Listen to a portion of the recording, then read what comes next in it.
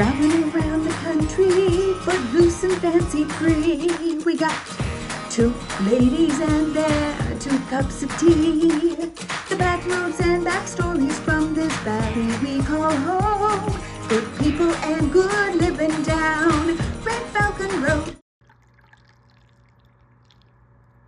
Hello, I'm Terry Gifford, owner and caretaker of Willowbrook Manor, English Teahouse and Farmstay. Welcome to Red Falcon Road. I'm so glad you've joined us. You know, there's nothing like sharing a cup of tea with a dear friend. And I'd love to introduce you to my mother, author Liz Adair. Together, we are 2 ladies, 2 cups of tea, sharing the back roads and backstories. of Skagit Valley and beyond. What kind of tea did you fix for me today? This is our favorite. It's Herbal Java. My favorite. We like to drink it with heavy cream and English toffee syrup. It's the bomb. And where are we going today? Today we are going to the delightful town of Concrete, Where I taught school in 1972. Concrete, Washington. And there we will share with you a place to shop, a place to eat, and a place to sleep. Are you ready to go? Did you know that I set one of my books in Concrete? Cold River. Cold River, yes. I haven't read it yet. None of my kids read my books. But let me finish my tea first. And maybe this is a good time for a word from our sponsor. And now, a word from our sponsor. Red Falcon Road is brought to you today by Willowbrook Manor Scone Mix. A scone mix so easy to use and so delicious to eat. Everybody is saying, "There's magic in the mix."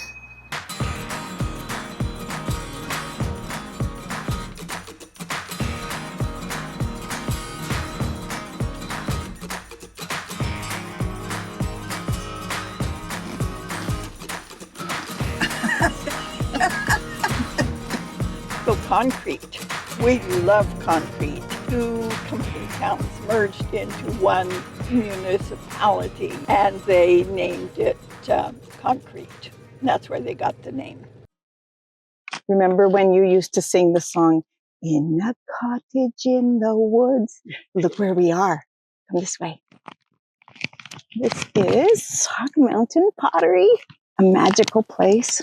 And we're going to meet the owners. Come this way. Hello, Stephen. This is Terry. And I'm Liz. my mother, Liz. Nice to meet you, Liz. Let's catch Stephen while he's Okay, here. lovely. Because he's going to be gone back over to throw pots. And you can sit there too, Liz. Let me get you a chair. So we would love the history of the 2 of you and then of your business. I walked into the driveway with my friend Sarah. She had invited me to come and spend the summer. And I met my future husband. I didn't know it then. And I arrived in 1986. Stephen was beginning to build this house. Stephen's been here this year 50 years. Is that right? Yeah. Making pots, selling pots, in this little roadside attraction, right? I discovered ceramics. The art school, one of the sculpture teachers took a potter's wheel to school. There was this open classroom over the weekend. You could go to any discipline you wanted and check them out, and went and tried when nobody was there. And I sat down and I picked up a lump of clay, not knowing anything about it, and put it on the wheel and proceeded to make a cylinder. And a pretty girl came up to me and said, "I've been trying to do that my whole life and I can't do that." And I realized 2 things. I can do something other people can't, and pretty girls come and talk to me. That's a win-win. There's a lot more to making pots than the movie Ghost. Doesn't talk about making pots at all. There's a lot of glaze chemistry. There's a lot of atmospheric chemistry and clay body testing. I've always made my own clay. I've always made my own glazes. I've got 2 wood-fired kilns up the hill. I've fired with wood since about 1977. Very much has its own signature in the firing method. You get a flashing, you can see the reflectance in the clay. That's unglazed. And it's affected by the flame. The flame of the wood deposits wood ash on it and all this other hyperbole. My big kiln is based on kilns that were in existence 3,000 years ago. 3,000 years ago. So you make your own clay. It comes in 50-pound bags, powdered. And when you buy pre-made clay, every 100 pounds of clay you buy wet is 25% water. I get to make the clay I want. And if you make the clay and glazes, you begin to control the media. You begin to have it do what you want it to do instead of doing what it wants you to do. I can change the clay body recipe, and in a very short time, I'm doing something very different. I'm going to keep this moving along. Yeah, I have to get back to work, and he has to go throw pots. And we'll go over. I can show you the shop where we sell the finished product. And this is where we sell, I would say, 75% of its work. Is this a hot water bottle? No, it's a chicken brick. It roasts a perfect chicken. Is that right? So you put your chicken down inside it, and the premise is that the connection between the top and the bottom is so tidy, your breast of chicken never dries out. I actually use it to cook sourdough bread more than I do chicken. Yes, I'm a sourdough person too. So. Yeah, and it makes a lovely steamy environment in there. Yes. So you make those teapots with the infuser? Yes, if I may, excuse me. So this is a basket strainer for loose leaf tea, right? So you put your loose leaf in here, put your hot water in the teapot, and steep that down into the teapot, and the tea gets buoyed up and starts to expand and brew, and then you can put the lid on and pour your tea. Also, when we have people come to visit, oftentimes we'll give them the tour and show them everything about the pottery. And if they've got young people with them, we give them show and tell drawings to take home with them. How fun. Those are little pieces of magic right there. Yeah. Beautiful. Thank you so much. You're welcome. Show me the pot we got at Sauk Mountain Pottery, Mom. I really like this. I really like this pot. But it's going to live at my house? Yes, it is. But look, it's got that little thing, little blue crystally thing there. I just love it. Okay, well, are you hungry? Should we go to 5B's? Yeah, let's go to... The place to eat today is 5B's Bakery. And this is a place that is 100% gluten-free. And I discovered it for my tea service for those people with celiac or gluten-free needs. This is the one-stop shopping.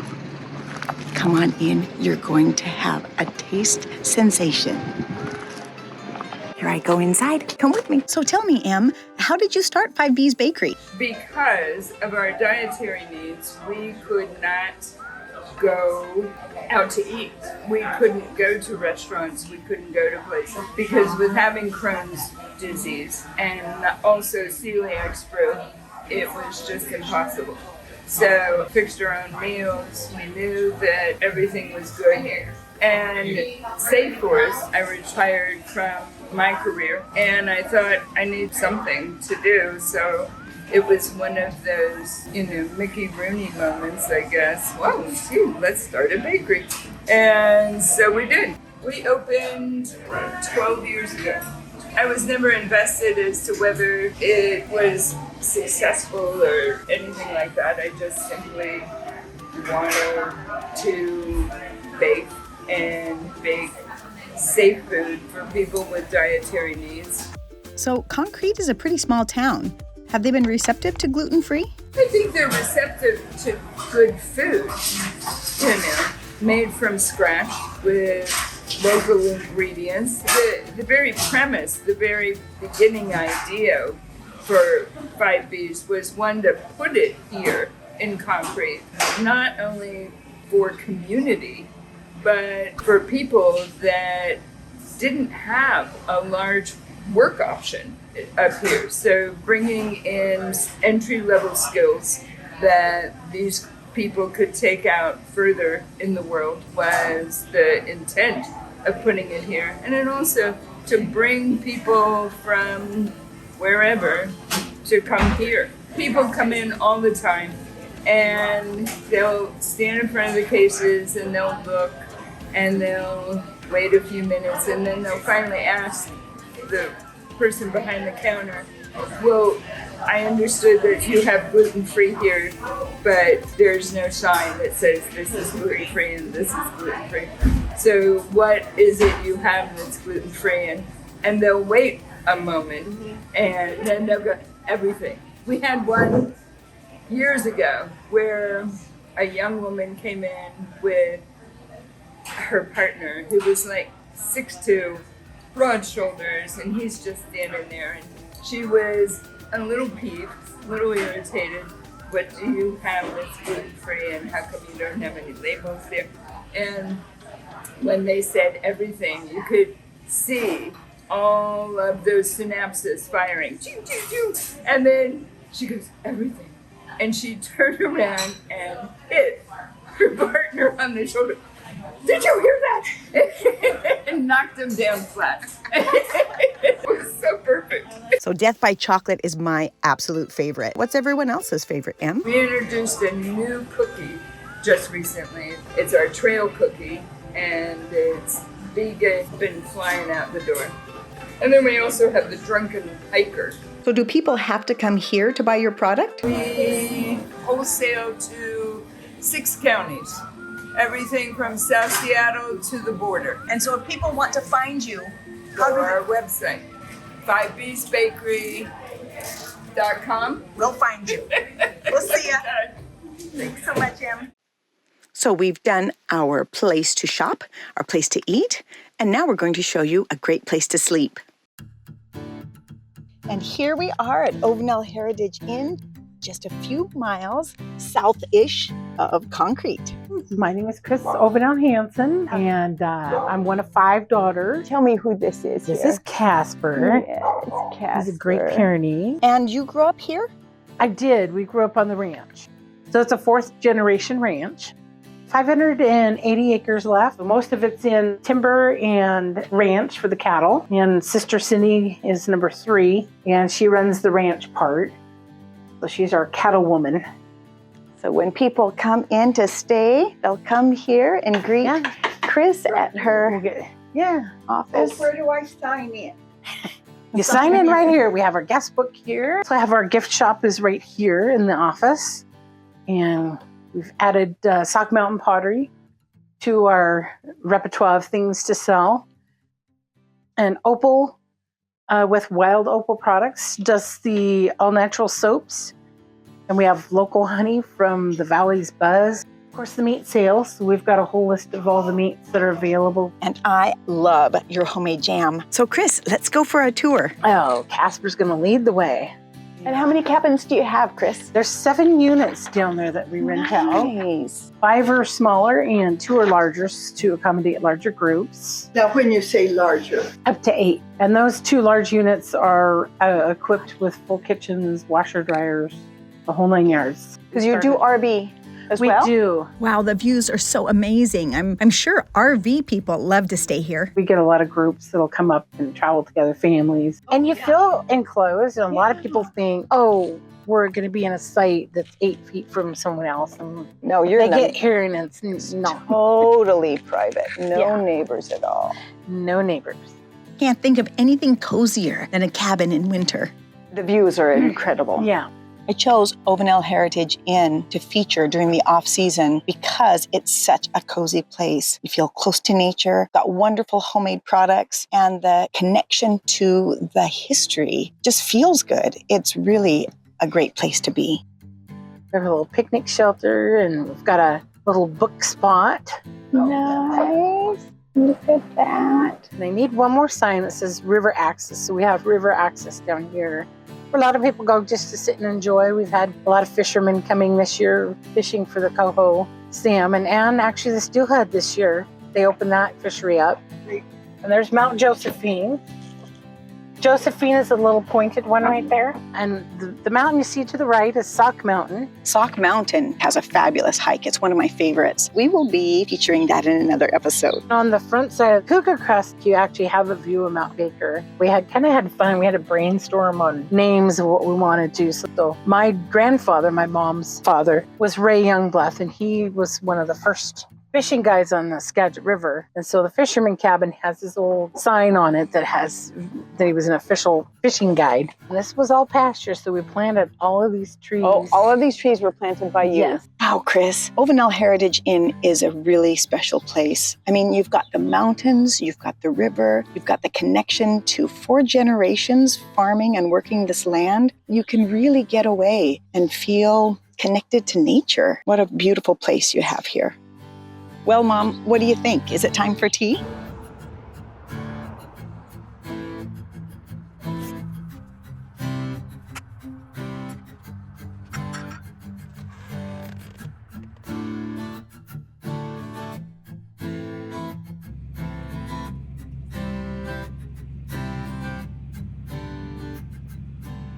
You can be a part of Red Falcon Road. Be a part of Red Falcon Road. Take your picture at Concrete Washington's picture-perfect postcard destination at the corner of Highway 20 and North Superior Avenue. Email your photo to redfalconroad@gmail.com, and we will post it on our website and social media pages. Tune in next time for 2 ladies, 2 cups of tea, sharing the back roads and backstories of Skagit Valley and beyond.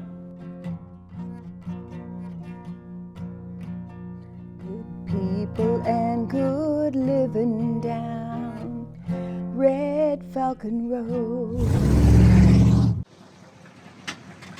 If you like this video, hit the subscribe button, give us a thumbs up.